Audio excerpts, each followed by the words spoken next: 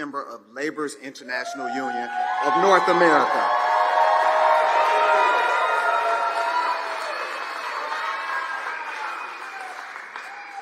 And I'm here because I believe that we have to elect Kamala Harris as our next president.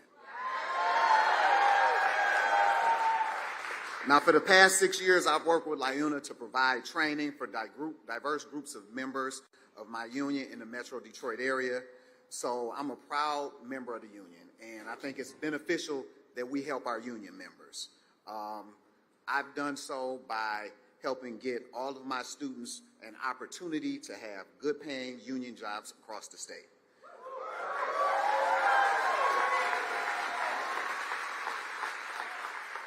And the thing is, that's why the stakes are so high right now.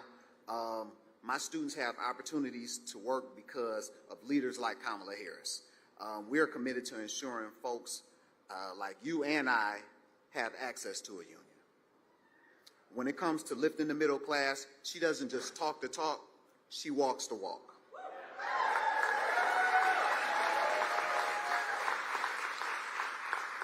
Unlike other people, like Donald Trump.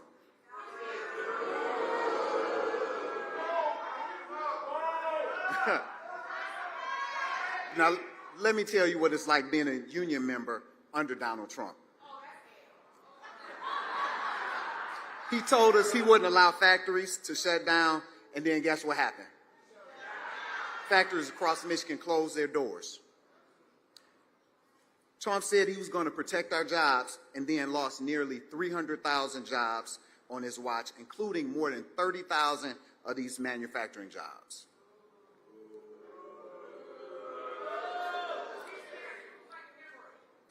And then with the Project 2025 agenda, it will give him power to go after the right to organize. And it will try to dismantle our unions and then make life even more expensive for us. So that's the choice we're looking at in November. We have him and we have Kamala Harris.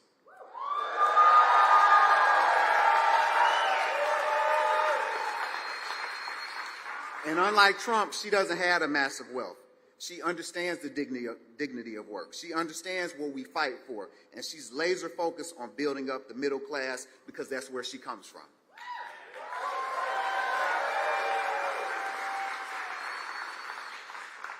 With Kamala Harris as the vice president, we passed the biggest infrastructure bill in generations, which created millions of good-paying union jobs. We've seen auto jobs return to the state. In fact, under her leadership, we've gained more than 420,000 jobs, including 25,000 of those manufacturing jobs.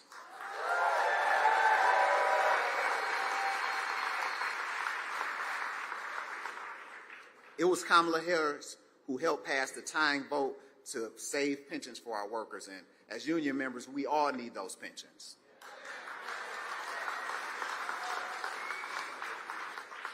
Kamala Harris is a fighter for the people, and that's been true her entire career. Vice President Harris is fighting for the future of every worker to join a union and bargain for better wages, better benefits, and better lives. The Harris-Walz administration will work with Congress to pass the PRO Act, and when it reaches the Vice President's desk, she will sign it.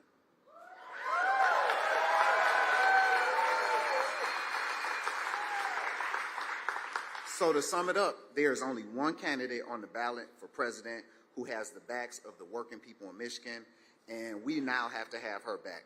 Now, I am proud to welcome her to the stage, a true fighter for us and everyone, Vice President Kamala Harris.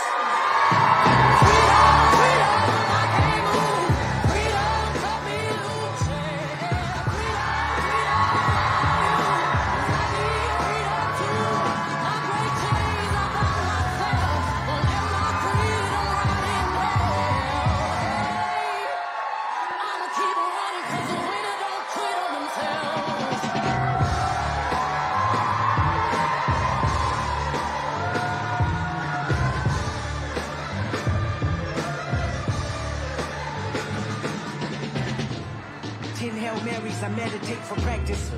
Channel 9 News tell me I'm moving backwards. 8 blacks left, death is around the corner. 7 misreaders, fingers by my persona.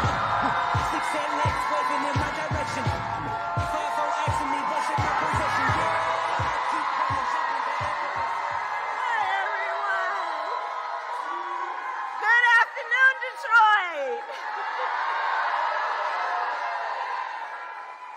always good to be in the House of Labor. Can we hear it for Tyrese?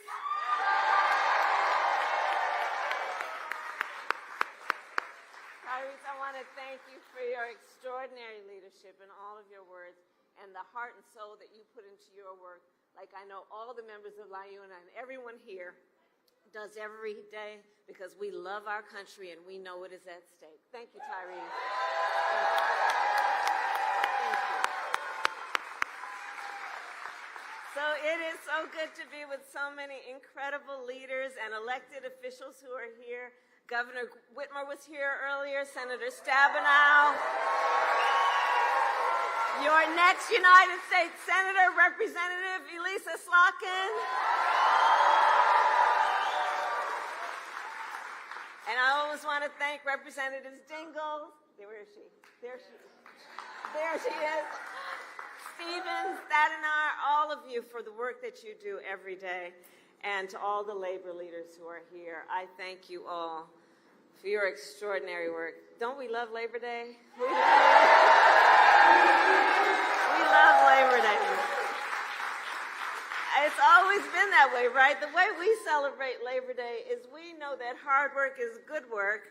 We know that when we organize, when we bring everyone together, it's a joyful moment where we are committed to doing the hard work of lifting up America's families. And I want to thank everyone here for that work and the way you do it every day, including General President Booker of the Laborers, President Fain of UAW, President Pringle of NEA,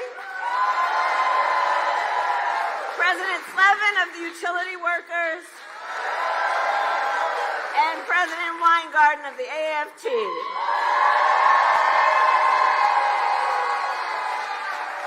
And thank you to all of the union members who are here this afternoon. So, on Labor Day and every day, we celebrate the dignity of work. The dignity of work. We celebrate unions because unions helped build America, and unions helped build America's middle class. It is true across our nation, and it is true here in Detroit. Nearly 140 years ago, in this very city, 10,000 people marched in one of our nation's first Labor Day parades. Many held signs that read, "Divided, we can beg. United, we can demand."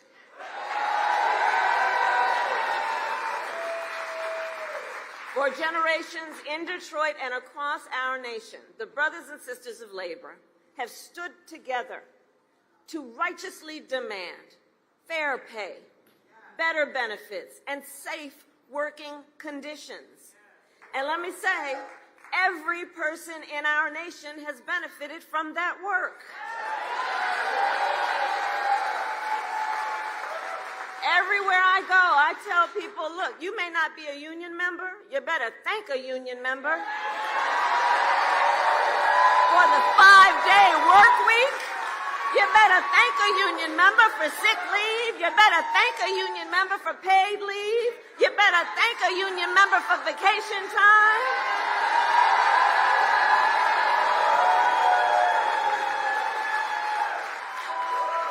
Because what we know is when union wages go up, everybody's wages go up.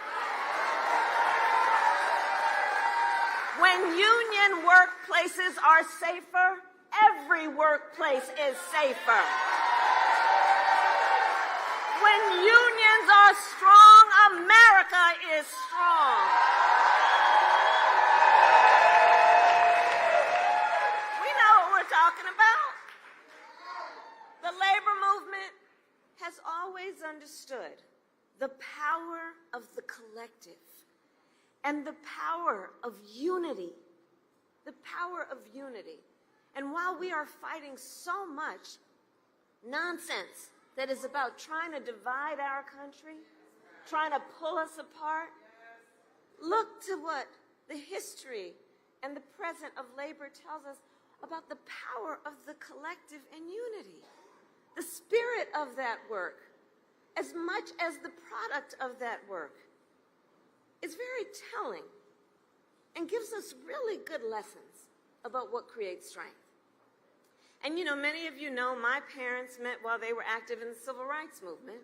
So when I was young, my parents, I see some young leaders here today. When I was young, my parents would take me to the meetings. I see our young leaders. And take me to the marches. I was in a stroller.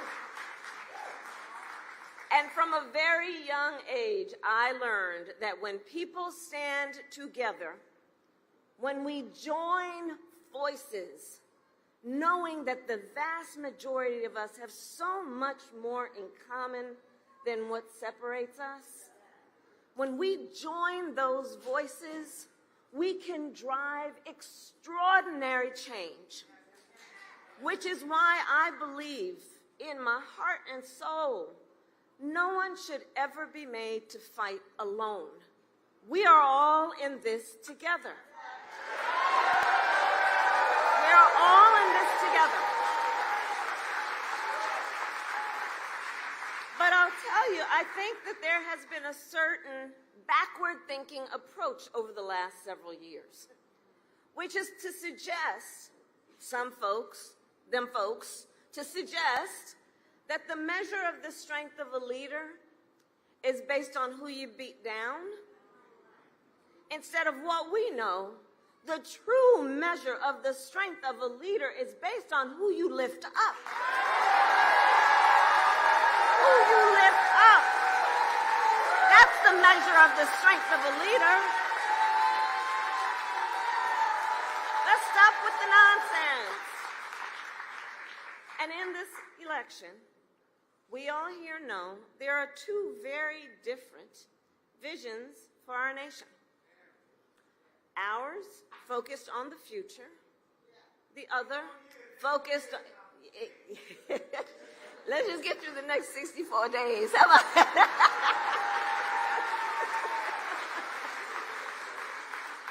And ours, yes, my dear brother, is focused on the future, and theirs is focused on the past. And we fight for the future.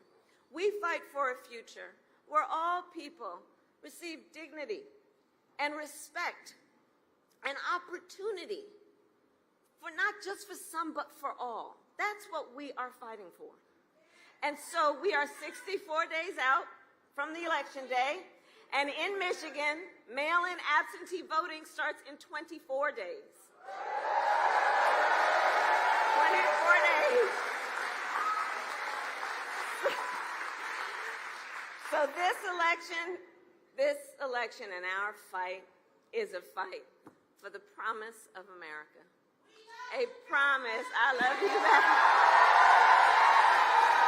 And ours is a fight for the promise of America, a promise of freedom, of opportunity, and justice, not just for some, but for all. But what we know is as we fight to move our nation forward, Donald Trump intends to pull us back to the past. But we're not going back.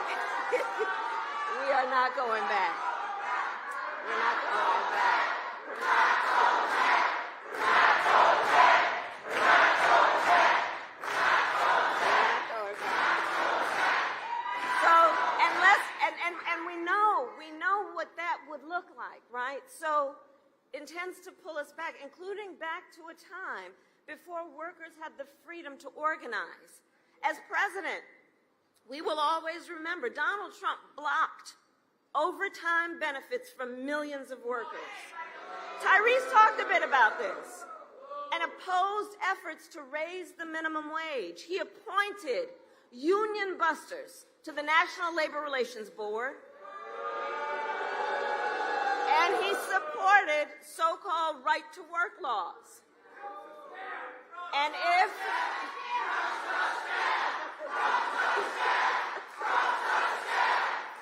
Well, here's the thing. Here's the thing. We have a choice here, right? And we're not going back, because we also know that if Donald Trump were reelected, he intends to give tax cuts to billionaires and big corporations. He intends to cut Social Security and Medicare. He wants to impose what, in effect, is a national sales tax on everyday products and basic necessities that will cost, and economists have said this, that will cost a typical American family almost $4,000 a year. He wants to repeal the Affordable Care Act and take us back to a time in our country which most of us remember, when insurance companies, you remember, had the power to deny people coverage based on a pre-existing condition. Remember that? Deny people, children who had asthma, a survivor of breast cancer, a grandparent with diabetes. Look, America has tried those failed policies before, and they are failed policies. And we are not going back. And we are not going back. We are not going back.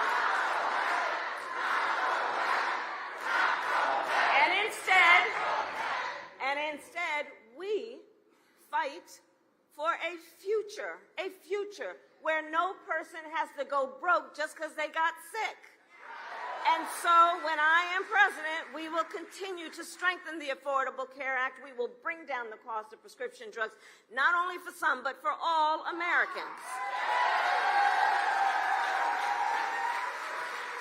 We fight for a future where every worker has the freedom to organize. And so when I am president, we will pass the PRO Act and end union busting once and for all.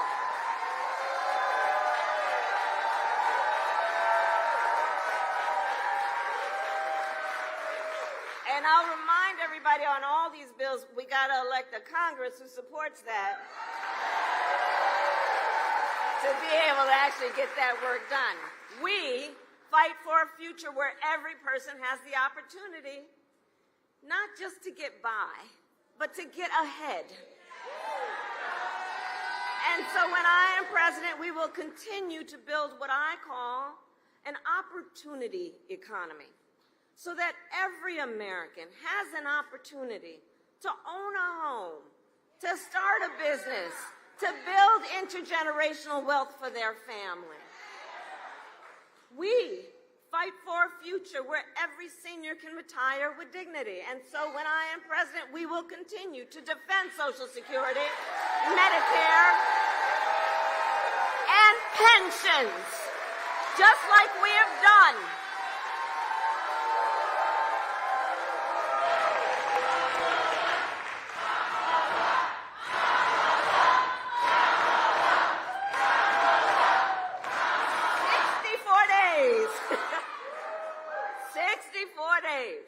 The most important election of our lives, and probably one of the most important in the life of our nation.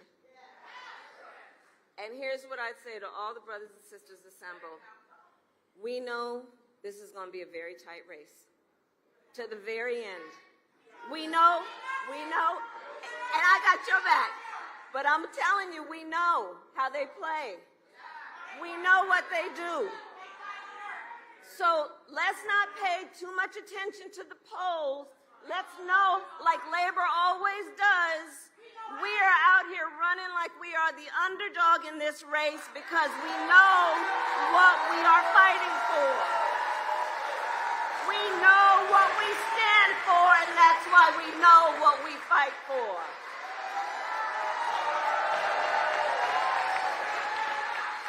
And we got some hard work ahead of us, but again, we all like hard work because hard work is good work. And to do that hard work, I'm going to count on everyone here, all the leaders here, for your work, for your organizing, knocking on doors, and getting folks to the polls. Because put bluntly, Michigan, y'all know how to win. You know how to win. You know how to win. So today I ask Detroit Michigan, are you ready to have your voices heard? Do we believe in freedom? Do we believe in opportunity? Do we believe in the promise of America?